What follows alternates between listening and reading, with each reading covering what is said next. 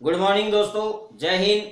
मैं नंद किशोर मेला आपका अपने यूट्यूब चैनल जीके भाई एन के पटवारी सर पर स्वागत करता हूं। और दोस्तों, हमने देखा कि हाल ही में एक तोकते तूफान आके चला गया।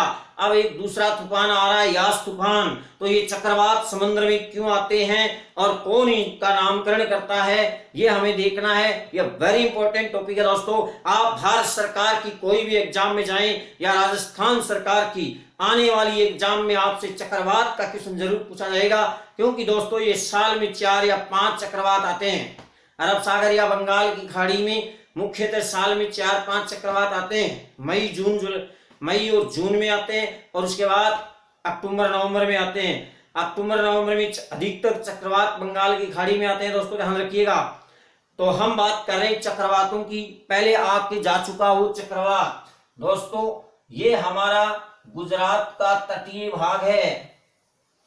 और दोस्तों यहां पर ये हमारी बंगाल की खाड़ी, यहां पर दोस्तों ये हमारी पड़ोसन कौन है, लंका।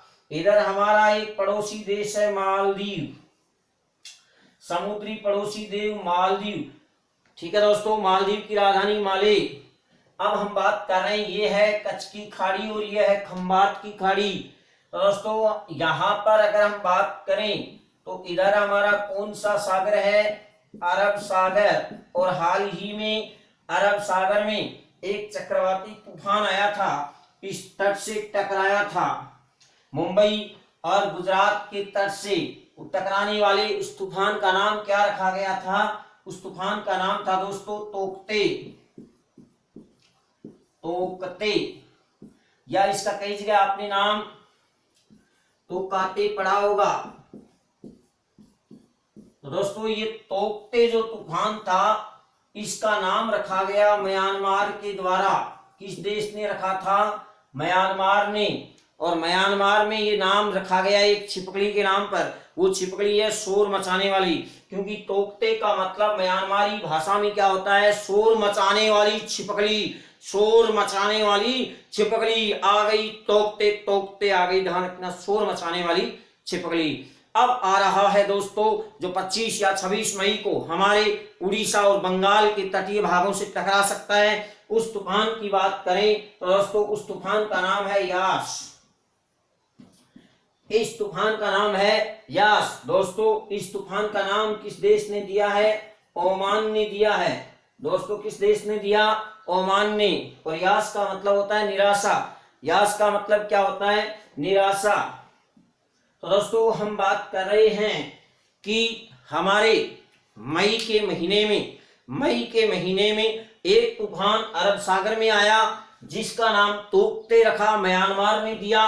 म्यांमार में तोकते का मतलब है शोर मचाने वाली छिपकली। और दूसरा आ रहा है यास, बंगाल की खाड़ी में, इसका नाम ओमान ने दिया और इसका मतलब है निराशा। अब दोस्तों ध्यान दीजिएगा, हमारे भारत में जो हमारा अरब सागर इधर और इधर हमारी बंगाल की खाड़ी। तो दोस्तों अगर हम बंगाल की खाड़ी की बात करें तो यहां पर जो तूफान आया है, ये तूफान और अरब सागर में आया तोकते तूफान की हम बात करें तो दोस्तों इनका नामकरण कौन करता है? देखिएगा, पहली बात तो यह है कि मई जून में तूफान आते हैं, तय है। और विशेषतया अक्टूबर नवंबर में, और वर्ष में कम से कम 4 या 5 तूफान आते हैं अरब सागर और बंगाल की खाड़ी में। जैसा कि हमें पता है कि अक्टूबर नवंबर 2020 में निसर्ग तूफान भी आया था, आपको पता है। तो विशेष बात, निवार तूफान भी आया था तमिलनाडु में। तो ये विशेष बात कि तूफान तो आते हैं। अब दोस्तों बात यह है कि ये चक्रवात आते क्यों हैं? तो दोस्तों पहले तो हम बात कर रहे हैं कि इन चक्रवातों का नाम रखता कौन है। तो दोस्तों हमारे देश के जो समुद्री पड़ोसी हैं, उनमें हम बात कर रहे हैं कि 1953 में एक संधि हुई थी, और 1953 की संधि के तहत ही जो मियामी हरिकेन सेंटर है दोस्तों, ये कैलिफोर्निया यूएसए में है। ध्यान दीजिएगा, ये सेंटर कहां पर है? Miami hurricane centre. ये कैलिफोर्निया यूएसए में है और 1953 की संधि के तहत ये उष्णकटिबंधीय चक्रवातों के नाम दिए जाते हैं। लेकिन क्या हुआ कि इस संधि के तहत हमारे उत्तरी हिंद महासागर में यानी बंगाल की खाड़ी और इधर अरब सागर में उठने वाले तूफानों का नामकरण कोई नहीं करता था। तब भारत की पहल पर उत्तरी हिंद महासागर में उठने वाले तूफानों के नामकरण की शुरुआत हुई। याद रखना दोस्तों, इस संधि के तहत तूफान हमारे वाले की नामकरण हो ही नहीं रहा था। तब भारत की पहल पर 2004 में भारत की पहल पर हिंद महासागर में उठने वाले चक्रवाती तूफानों के नामकरण की शुरुआत की गई और इस शुरुआत में शामिल थे दोस्तों 8 देश, भारत और इधर हमारा छोटा भाई पाकिस्तान, एक दूसरा कौन हो गया पाकिस्तान, तीसरा इधर कौन हो गया मालदीव, चौथा इधर कौन हो गई हमारी पड़ोसन लंका, नंबर 4 कौन हो गई हमारी पड़ोसन लंका, नंबर 5 यहां पर बांग्लादेश, नंबर 6 यहां पर म्यांमार, कौन सा म्यांमार, नंबर 7 इधर ही एक देश है थाईलैंड, इधर ही एक देश है कौन सा थाईलैंड। तो दोस्तों ध्यान दीजिएगा, जो 2004 में हिंद महासागर में उष्णकटिबंधीय चक्रवातों के नामकरण की जो शुरुआत हुई थी दोस्तों, वो 8 देशों ने मिलकर की थी। कितने देशों ने? 8 देशों ने मिलकर की थी। ध्यान दीजिए यहाँ पर कितने देश मिल रहे हैं दोस्तों? 8 देश।